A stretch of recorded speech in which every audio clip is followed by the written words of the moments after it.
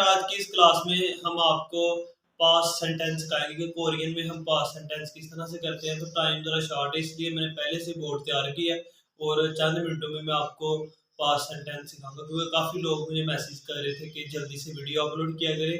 वैसे भी अब टाइम मतलब आज अनाउंसमेंट हो जाएगी हर एक की डेट की, तो इसलिए हम आज से कल से हम बाकायदा तौर पर ना क्लासेस का आगाज़ कर रहे हैं। चैप्टर वाइज क्लासेस होंगी और उसके साथ साथ हम लिसनिंग और खा बंग वाली बुक को भी साथ डेली एक एक लेक्चर किया करेंगे। तो चलो हम आज की इस वीडियो में देखते हैं पास्ट सेंटेंस को किस तरह से हमने पहचानना है और किस तरह से इसको हल करना है। अच्छा स्टूडेंट, सबसे पहले आपने पहचान करनी है। आप पहचान करेंगे तो फिर ही आपको समझ आएगी कि ये कौन सा सेंटेंस है। और ये सेंटेंस करने के लिए मैं आपको बताऊं कि सबसे ज़रूरी चीज़ क्या है। जब आपको एक क्वेश्चन पूछा जाता है फॉर एग्जांपल कि वो लड़का क्या कर रहा है, ठीक है, तो उसका जवाब भी रहा है में आएगा, रहा था में नहीं था आएगा, ठीक है। इसलिए सेंटेंस को पढ़ेंगे तो ऑप्शन को आप समझ सकेंगे। सबसे पहले आपने पहचान करनी है। फिक्रे के आखिर में अगर आसोयो या आओ सोइयो आ जाए या फिर हे सोइयो आ जाए तो इसे हम फेले माजी कहते हैं। सबसे पहली निशानी क्या है कि अगर किसी सेंटेंस के आखिर पर आ सोइयो या आओ सोइयो या हे सोइयो आ जाए तो इस जुमले को हम फेले माजी का जुमला कहते हैं। अब इसको बनाने का क्या तरीका है? बनाने का तरीका यह है कि अगर किसी फिक्रे को फेले माजी बनाना हो तो इसमें से वर्ब में से, तो इसके वर्ब में से दा को खत्म करके, मतलब कि हर वर्ब के साथ दा लगा होता है क्योंकि वर्ब की निशानी होती है दा, उसमें से जब हमने दा को खत्म करना है तो आसोयो या आओसोयो का इस्तेमाल करना है। अब ये चीजें हमारे ज़हन में आती है कि आसोयो का इस्तेमाल करना है या आओसोयो का इस्तेमाल करना है। तो पहले देखते हैं कि आसोयो कहाँ पे इस्तेमाल होना है, एक किस सेंटेंस में हम इसे इस्तेमाल करेंगे। तो देखते हैं, अगर किसी वर्ब में से दा को खत्म करने से वावल आ या ओ आ जाए तो आसोयो का इस्तेमाल करते हैं। अगर किसी वर्ब में दा को खत्म करने से, जब दा को खत्म करते हैं तो इसके पीछे कोई ना कोई वावल होता है, तो कहता है अगर वो वावल आ या ओ आए तो फिर आपने आसोयो को इस्तेमाल करना है, ठीक है, फेले माजी बनाने के लिए। अब ये देखें, एक मिसाल इधर दी हुई है कि हमारे पास एक वर्ब है खा दा, ठीक है।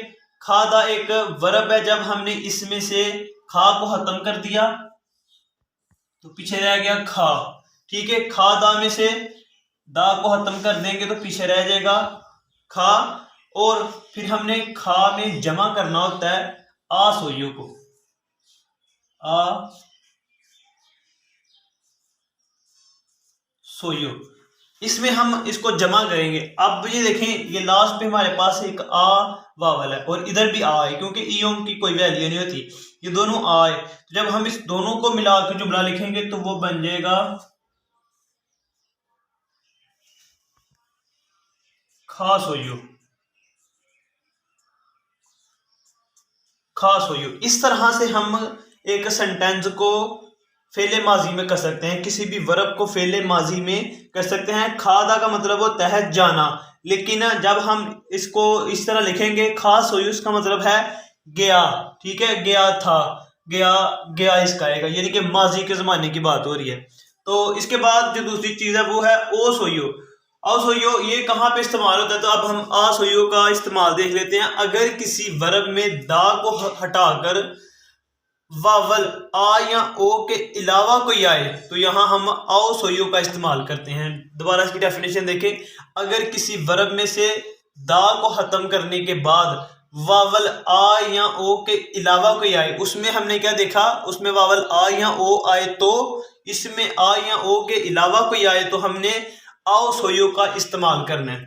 अब यहाँ पे देखें कि एक हमारे पास ना वावल है, सॉरी एक वर्ब है मुकदा, ठीक है, ये मीम ओ और नीचे काफ, मुकदा, मुकदा है। जब हम इसमें से दा को खत्म करते हैं तो पीछे रह जाता है मुक, जब हमने इसमें दा खत्म किया तो पीछे मुक रह गया। अब मुक में हम ये आओ सोइयो को जमा कर लेते हैं,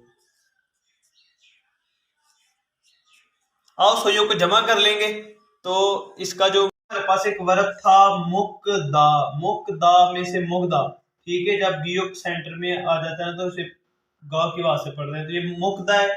जब इसमें से हमने दा खत्म किया तो यहाँ पे रहेगा मुक। अब मुक में हमने ये चीज इसे माजी बनाने के लिए जमा करनी है। जब जमा करेंगे तो ये क्या बनेगा, ये बिल्कुल उसी तरह हम इसे लिखेंगे।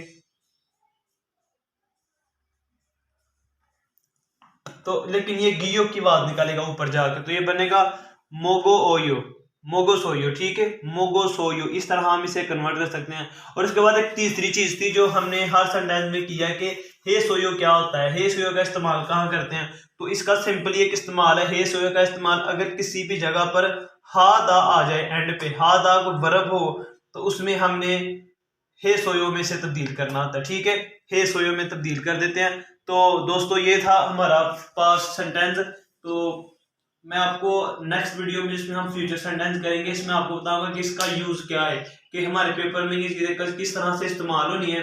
तो इंशाल्लाह ये जल्दी से बनाई गई वीडियो है। तो इंशाल्लाह नेक्स्ट वीडियो में मैं पूरी एक्सप्लेन से आपको फ्यूचर सेंटेंस समझाऊंगा और साथ साथ इन तीनों सेंटेंस का इस्तेमाल के लिए हमारे लिए क्यों इतने इंपॉर्टेंट है। इनको ज्यादा आपने डीपली नहीं जाना, सिर्फ आपने इनके साइन याद रखने के प्रेजेंट में क्या चीज लगती है। जैसे हम उर्दू में जाता है, ता है, ते है वगैरह लगता है, और पास्ट में क्या होता है, आ लगता है। किसी भी लफ्ज के एंड पे अलिफ का इस्तेमाल करते हैं। और इसी तरह फ्यूचर में हम गा का इस्तेमाल करते हैं। तो इससे हमें पता चल जाता है कि ये किस जमाने की बात हो रही है। हम डीपली नहीं जाएंगे कि हम present indefinite, continuous, perfect, perfect condition, ये चीजें नहीं, हमने सिंपली देखना कि ये किस जमाने की बात हो रही है। तो नेक्स्ट लेक्चर में मैं आपको फ्यूचर सेंटेंस के साथ पूरी डिटेल से बताऊंगा कि ये पेपर में किस तरह से हमारी हेल्प कर सकते हैं। तो अगर आपको वीडियो पसंद आई हो तो शेयर करें, सब्सक्राइब करें, और इंशाल्लाह मिलते हैं नेक्स्ट वीडियो में।